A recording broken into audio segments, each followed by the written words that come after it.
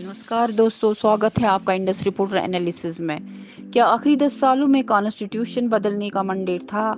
इस पर अमित शाह ने क्या कुछ कहा है, चलिए जान लेते हैं। एक इंटरव्यू में अमित शाह ने कहा कि पार्टी का 400 से ज्यादा सीटें जीतने का मकसद देश का राजनीतिक स्टेबिलिटी को बरकरार रखना है। Union home minister Amit Shah ने अपोजिशन के दावे को खारिज किया है कि बीजेपी 400 से ज्यादा लोकसभा सीट जीतने का इरादा रखती है ताकि कॉन्स्टिट्यूशन में सुधार कर सके।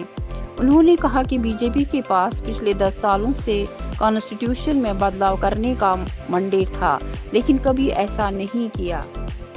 उन्होंने कहा, हमारे पास पिछले 10 सालों से कॉन्स्टिट्यूशन बदलने का मंडेट था, लेकिन हमने कभी ऐसा नहीं किया। राहुल बाबा और उनकी कंपनी क्या करेगी और क्या देश उन पे विश्वास करेगा?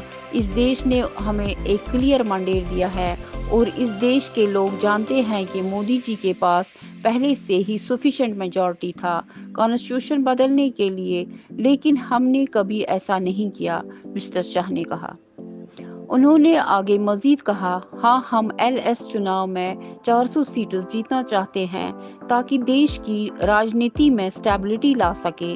हम 400 सीटें इसलिए जीतना चाहते हैं ताकि अपनी सीमाओं की रक्षा कर सके, इंडिया को दुनिया की 3rd लार्जेस्ट इकोनॉमी बना सके और कुछ गरीब लोग जो अब तक फायदा नहीं पा सके हैं उन तक पहुंच सके।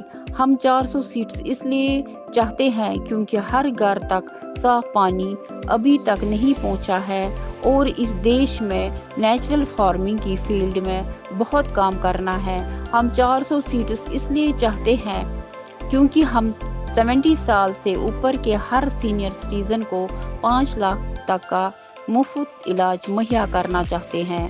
मिस्टर शाह ने तिपानी कांग्रेस लीडर राहुल गांधी के बयान के बाद आए, जिसमें उन्होंने बीजेपी का जिक्र करते हुए कहा कि एक पॉलिटिकल पार्टी ने अपने पोल कैंपेन में वादा किया है कि अगर वे चुनाव जीतेंगे तो वे संविधान को जड़ से उखाड़ देंगे। धन्यवाद।